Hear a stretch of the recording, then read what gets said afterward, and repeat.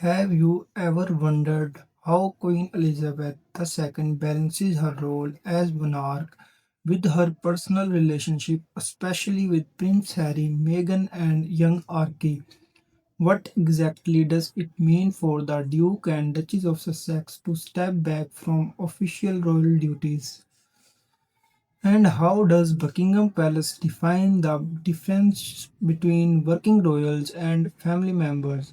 When Harry and Meghan announced their plans for financial independence and a lifestyle split between the United Kingdom and North America, how did that reshape their daily roles within the monarchy and their connection to official engagements? And how do the royal titles granted on their wedding day at Saint Chapel influence public perception and responsibilities for the Duke and Duchess of Sussex? Have you noticed how Queen Elizabeth II carefully separates her official role from her family life? In an official statement, she confirmed that Prince Harry, Meghan, and Archie remain much loved members of my family even after stepping back from senior royal duties. This highlights how the monarchy can communicate personal support while the Sussex manage their changed responsibilities by recognizing archipelago within the family. The Queen ensures younger generations are included in public acknowledgement.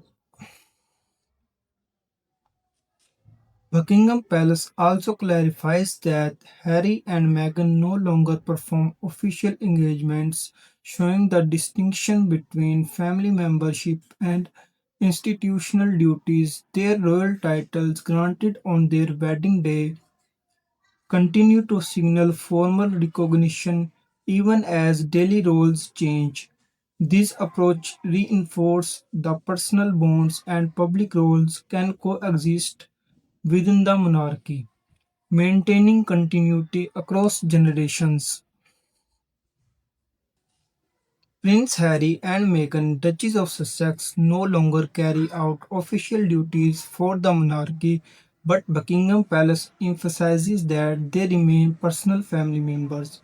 This distinction separates the ceremonial and public responsibilities of working royal from private family membership, a concept central to understanding royal protocols. Senior royals like Prince William and Prince of Wales continue to undertake public engagements and representing the Queen in formal roles.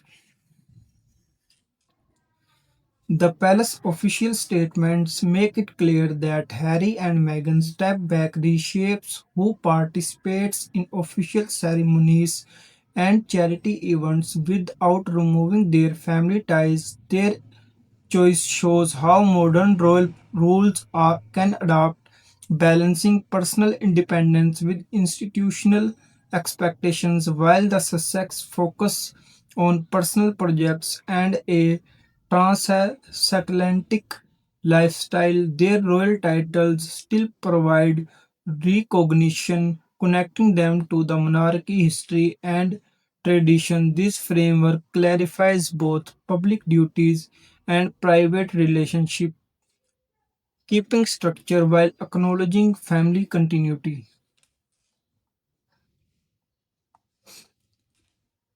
In January 2020, Prince Harry and Meghan, Duchess of Sussex, took the unusual step of announcing their intention to step back from senior royal duties through their own statement, separate from official palace communications.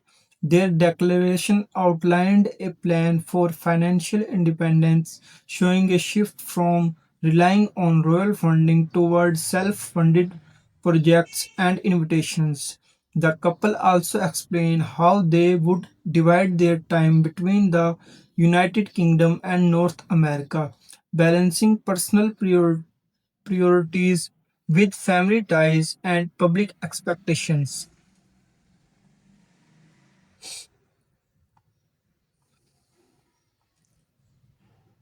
By making a direct announcement, Harry and Meghan showed a modern approach to royal communications, demonstrating that senior royals can inform the public about personal decisions without relying only on official channels.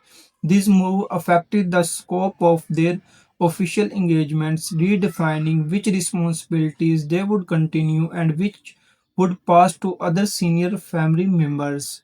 Their choice show how contemporary royals navigate tradition, duty, and independence while their retained titles preserve formal recognition within the monarchy. The announcement highlights the connection between personal choice, geographic flexibility, and royal policies.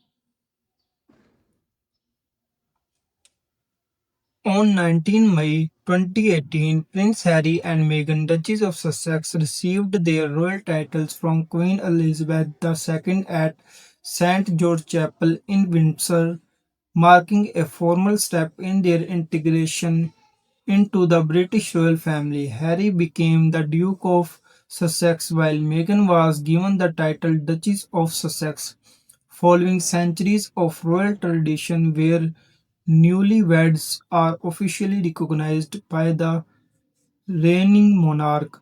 These titles carry both ceremonial meaning and public recognition, showing their place in the hierarchy and shaping how they are addressed during official events.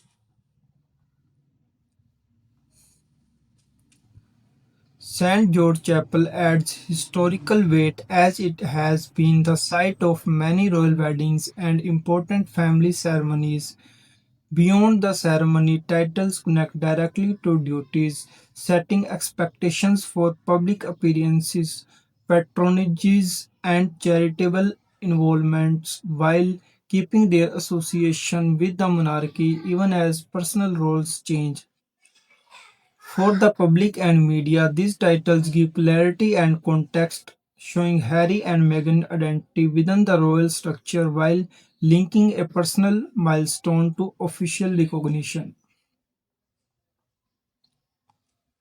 Even after stepping back from senior duties in 2020, Prince Harry and Meghan, Duchess of Sussex, remain publicly recognized as much loved member of the family according to the royal family official website.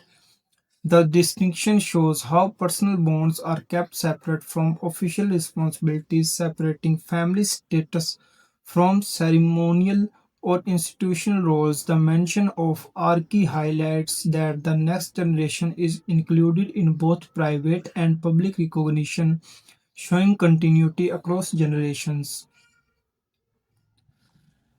Official communications consistently present this relationship in a way that reassures the public while clarifying the scope of Harry and Meghan involvement in role engagements. By keeping formal titles and personal acknowledgement, the monarchy balances changing roles with tradition, showing that even as daily duties change, family connections remain central to the royal household. These messages help audience understand that stepping back from work duties does not mean exclusion from family life or recognition within the monarchy. Biographical accounts about the royal family, such as those by Hugo Vickers, often describe private conversations and personal moments, but it is important to separate these from official statements issued by Buckingham Palace. Vickers' reports came from Vickers' reports come from secondary sources cited in his serialized book, meaning they reflect research and interpretation rather than formal royal communications. Unlike statements from Queen Elizabeth II or Buckingham Palace, these accounts do not define policy status or official family positions. Understanding this difference helps clarify which information reflects verified royal positions versus commentary or storytelling from authors and historians. For audience following the Sussexes, roles and statements distinguishing between official announcements and biographical Reporting ensures accurate understanding of their duties, family status, and public representation. Media literacy in royal coverage shows that official sources maintain institutional consistency while published books provide context, interpretation, and historical insight without replacing formal communications. Recognizing this boundary preserves clarity in how the monarchy activities and family relationships are presented to the public.